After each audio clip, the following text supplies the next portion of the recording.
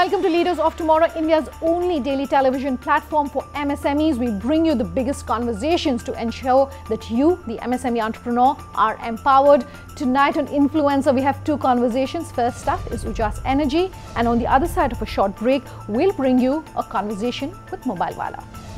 In line with the government's theme of electricity for all and electrification of villages as well as clean and green energy, tonight I'm bringing a special conversation with Ujaas Energy that works in the field of solar energy. How really is the market changing? What should small businesses know about this market and the business opportunities? That's the crux of this conversation tonight. Listening to what I had to say and what the management of Ujaas Energy had to say to us earlier.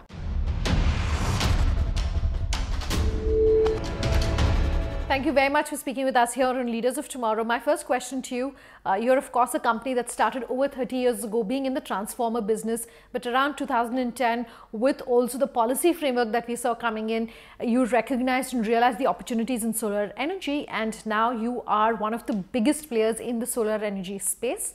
Talk to our viewers about really what kind of growth you've seen and essentially what they should know about Ujaas Energy. We were a transformer manufacturer from last 30 years. The business started by my father. And from last 3-4 years, that is 2005 to 2010, period of 2005 to 2010, we were maintaining a steady top line because we didn't want to grow in transformer business because of the various reasons. 2010 comes with National Solar Mission. So when we read this National Solar Mission, we find this good and a very scalable business is opening up in the country, and it relates to our business. We were into the business of distribution of energy, and this solar is opening up field for going backward into generation of energy. Okay. So we think that this is the business we were waiting for. Sure. So, and definitely there's a lot of movement, there's a lot of commentary of course in the solar energy space here in India. So let me first talk about all the government commentary in solar energy. The government has an ambitious target about renewable energy, clean energy for the country. The specific business opportunities in your mind, use the show to talk to our viewers who might be interested in solar energy, in the opportunities that solar energy presents, to say that this is what you should be doing. So solar or renewable, or we call it as unconventional energy. So by the name, it is unconventional energy, means it is not conventional. So globally, such unconventional businesses needs government support to start with. And the same thing happened in India with launch of National Solar Missions. And National Solar Missions gives a target of 20 gigawatt till 2020 or 2022. That was good enough to generate interest. Thanks to our current Prime Minister, Honorable Mr. Modi, who make it five-folded, 200 gigawatt, and boom, the India becomes a bigger, India comes on the world stage for solar. No country has announced such a ambitious solar plan for in such a short period. The government policies are required. Electricities or electricity business is basically held up in hands of monopolies. In India, it's a state subjects. So you have 29 governments to deal with if you are into electrical business. Okay, you use the word ambitious. I want to pick up on that. This is definitely a target that the government is going all out to encourage companies to achieve. Is it achievable? And if yes, I want you, and just going back to my previous question, what are those specific opportunities? Will it be in the battery business for small businesses? Will it be perhaps tie-ups with larger companies like yourself when it comes to solar energy? What are those opportunities? Business opportunities lies further ahead. Solar has its natural growth, and we should take it that all the future growth of electricity will come from renewables, majorly from solar. India, or if you calculate growth of a country, one parameter is per capita energy consumption. This per capita power consumption would go up, and all this consumption will be fueled with solar. There is a great opportunity from solar business. India has already achieved a huge scalability in putting up large power plants. I think the best utility or the beauty of solar is in distributed generation. Means you generate where there is a consumption, on the point of consumption you should generate. Sure. Typically that means a rooftop solar business. So, every house or every roof should be a powerhouse. There is a great business opportunity for startups, for small companies. There will be a, or I should say, a disruption is in the process. Sure. Solar or PV, what we called, has achieved a certain level, but solar, being a in-firm power producer, means you can only produce when there is a sunshine. Yeah. So, there is definitely a need of storage systems coming in to make it usable. India is a great country then when you're talking of sunshine and being able to store. Yeah, we are a blessed country with sunshine. Sure. So, if the storage comes into the picture, this infirm power can become firm power. You were talking of rooftop. You are present in the rooftop segment. You are also, if I can call it that, providing commercial solutions to companies, including the RBI is what I was reading. Which of these do you think is going to be the larger growth area? You were saying that there definitely has to be buy-in as far as every homeowner is concerned. Every home unit can be made a power generating unit. For tier 2, tier 3, tier 4 to really buy into this vision of being clean energy and solar energy, what needs to be done? So, we are bullish on residential market. With numbers, it will grow much bigger, and it will help country to achieve the basic purpose of going solar if we can make every house as a powerhouse. With storage coming in, so storage will be required at the every point of electricity umbrella, right from the generating plants, be it conventional or unconventional or renewable energy. It will be having a place in the transmission line substations, distribution substations and load centers, be it a factory, mall, office or a home. Speaking of innovation, is there enough innovation happening here in India? And I'm just trying to understand if businesses here in India, companies like yourself for instance, are perhaps innovating for solutions and problems for this market rather than just adopting what's available globally. Hardcore R&D is not picking up in country, and I think we don't need it also, because we had already been you can say delayed to our advantage, so that we can leapfrog this thing. So, we can use the solutions or the R&D available, technologies available, we can use it directly for our purpose, like we use it in mobile telephony, we leapfrog the landline telephony. This whole disruption process is coming in because of convergence of many technologies. I usually say this disruption is led by PV, that is solar, and EV, that is electric vehicle. Okay. This will bring the storage cost cheaper. Let's talk pricing in India for clean energy, for solar energy. Do you think it's price competitive? Yeah. Solar energy has already achieved grid parity, or I should say it is already achieved God parity. Okay. The sun god is blessed to the countries, and now the utility companies are treating solar as enemy number 1. What does it mean? Means that solar has already achieved that price competitiveness. Now solar is one of the cheapest form of electricity available. Okay. Just before I move on and talk perhaps about storage and electric vehicles, I also want to talk about information which is being disseminated to companies, to households, to say this is why you need to convert to solar energy. Like you were saying, the biggest opportunity you foresee is really going to be in the household segment. But that said, companies, establishments need to really come on board when it comes to using and being adopters of solar energy. Do you think there's enough understanding on the part of businesses why they need to become clean energy and why they need to become more energy efficient? If not, how can perhaps companies like yourself talk to them and say, hey, this is why you should be doing it? That's a very good question, and thanks for asking this. So there are two parts of it. First is understanding of the subject. So there is very poor understanding of subject, specifically in the household. So all this system, what we are into business of solar as our company Ujaas Energy, we say all our systems are grid connected systems. What does it mean? There is no battery. By putting a solar plant on your roof of your house, it doesn't change the way you use electricity. Your consumption pattern remains the same. There is a major gap in this understanding. People always ask questions, will my refrigerator will work on this solar? Will my air conditioner will work on this solar? But it's not the case. It's like solar is giving electricity and grid is also connected with it. So how you use electricity, how your air conditioner is working, it will work the same way it is using. Only thing which is changed is your electricity bill. which will go up to the 0. While the government is definitely pushing it and saying this is why you should be using electric vehicles, why it's good for the country, etc., there are a lot of things that still need to be put in place. For instance, buying off the charging stations.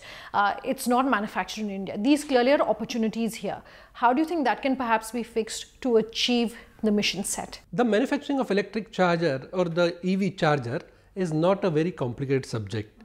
So it is But it is not happening yet. So because of there is still or you can say that time is just starting rolling out now. Now onwards you will see Indian chargers will come into play. My last question then, what's the next maybe 1 or 2 years looking like for you at Ujaas Energy? What is exciting? You're a listed company. Talk to us about perhaps what the next expansion strategy is. So definitely we are a solar company, and by policy we will remain a satellite company, but the marriage of PV and EV is unavoidable, inevitable. So we are also looking to this space of EV storage and merging with PV very cautiously and with a lot of enthusiasm. As of now, we can't find any particular business opportunity. We are working over a couple of things, but it will be definitely a convergence of PV, EV and storage. And we're definitely looking forward to that. Thank you so much for your time today. Thank you. Thanks a lot. Time for a break. On the other side, we'll be in conversation with Mobilewalla. Do stay tuned.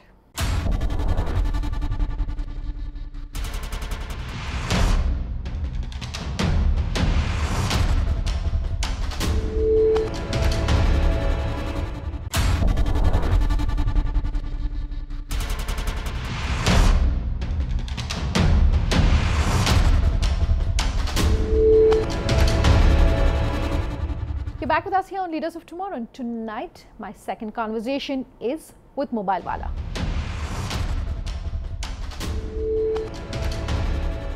Even as digitization and technology really is changing how businesses interact with each other and interact with consumers, I'm in conversation today with Mobilewalla, a consumer data and behavior gauging agency, to understand how this market is changing and what small businesses should know when it comes to understanding their customers better. Take a listen.